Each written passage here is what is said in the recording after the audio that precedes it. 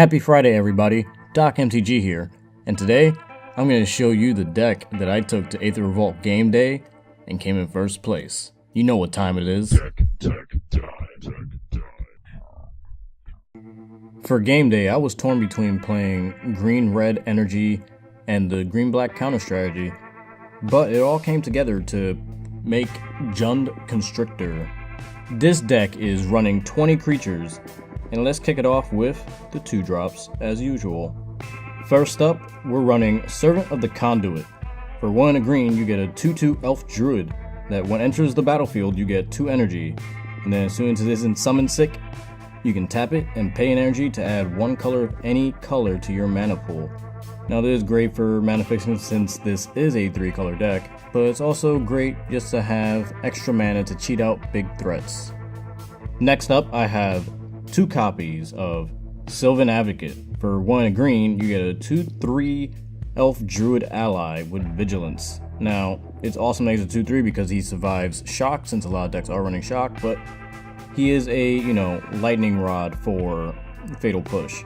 But there's plenty of other threats that will be dropping down every single turn that they're gonna run out of removal at some point.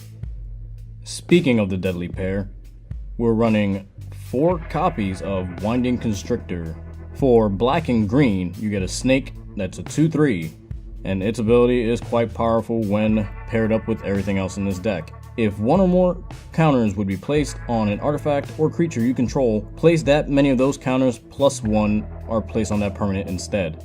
If you would get 1 or more counters, you get that many counters plus 1 instead. Great ability, and it goes perfect with our 3 copies of Walking Ballista.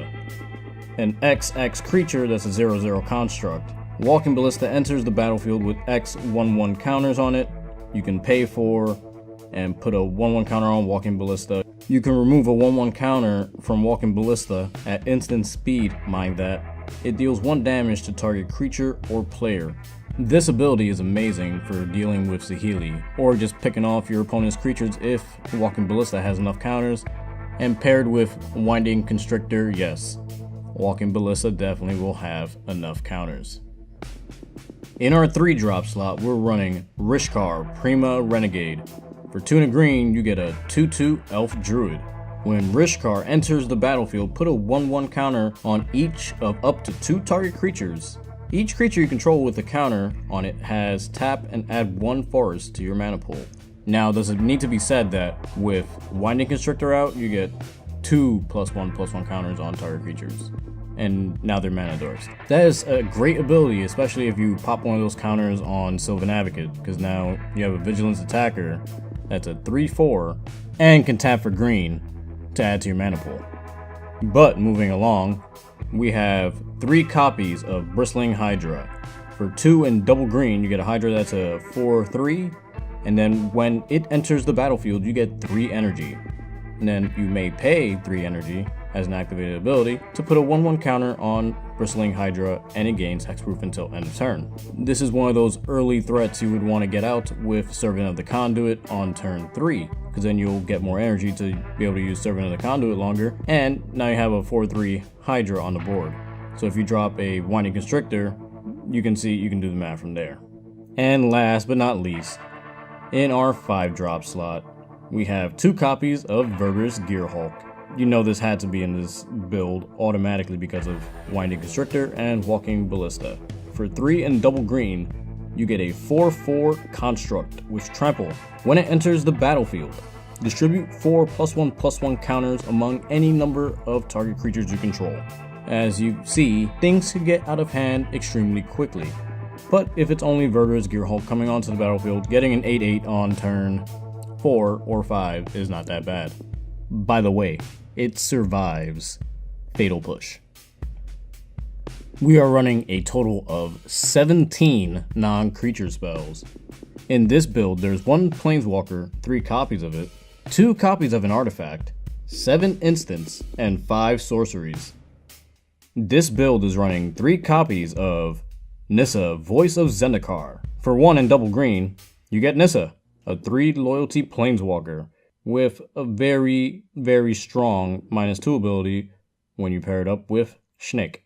Her +1, you put a 0/1 green plant token onto the battlefield. Her -2, put a 1/1 counter on each creature you control.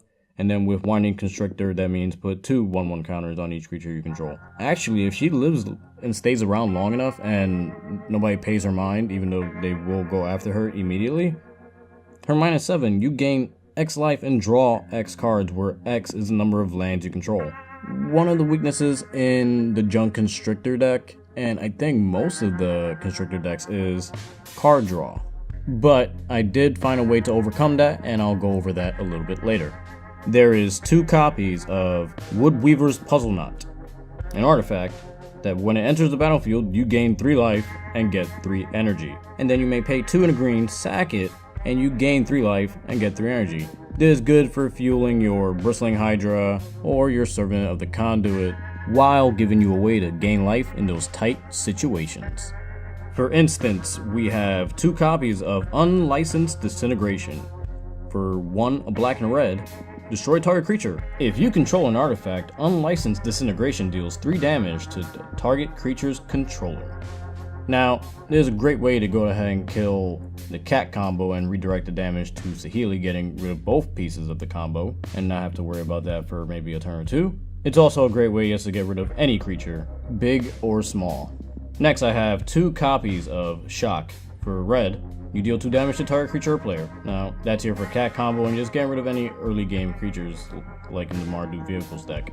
1 copy of Fatal Push. For black, you destroy target creature if its converted mana cost is 2 or less, and then if Revolt is triggered, destroy that creature if its converted mana cost is 4 or less instead. This is here for things like Heart of Kiran or Snake or Walking Ballista. 1 copy of Heroic Intervention. For 1 a green, you get permanents you control gain hexproof and indestructible until end of turn. Now, a lot of people always get shocked when we're playing in game 1 and I play this when they try to wipe the board. They're like, I can't believe you run that main board. There's a lot of people running board wipes. Why wouldn't I want something to protect all my creatures from a board wipe? Or even if they're going for targeted removal, give all my creatures indestructible anyway, so it prevents them from attacking. And last but not least, Appetite of the Unnatural. For 2 in green, destroy target artifact or enchantment and you gain 2 life. Again, another way to gain some life, and also get rid of stuff like Heart of Kiran when it's not crewed, or if one of our creatures gets stasis snared, or to get rid of Aether Sphere Harvester, or opposing Gearhulks. To help us with our card draw problem, starting on our sorcery department, we have 2 copies of Painful Truths. For 2 in black, this is a sorcery converge card. You draw X cards and you lose X life, where X is the number of colors of mana spent to cast Painful Truths. Now, I was debating between this card and Live Fast, but I'd rather draw the 1 extra card at that 1 extra life, just to put me a little further ahead in the game. And bringing our non-creature spells and sorceries to a close, 3 copies of Attune with Aether. For green, you search your library for a basic land, reveal it, and put it into your hand, then shuffle your library. You get 2 energy. This is good to go get some land early in the game, because the deck only actually runs 23 lands, which brings us into the land department. We have 4 copies of Aether Hub, 2 copies of Blooming Marsh, 2 copies of Cinder Glade, 1 copy of Foreboding Ruins, 2 copies of Game Trail, 2 Hissing Quagmires, 1 Smoldering Marsh, 5 Forest, 2 Mountains, and 2 Swamp, which bring us to a grand total of 23 lands.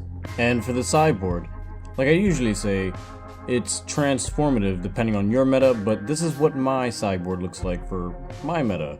I have 1 copy of Appetite for the Unnatural, just to have extra artifact removal in the deck, or enchantment removal. 1 copy of Arlinn Kord. She's actually really good, giving, any of your creatures +2/+2 and vigilance.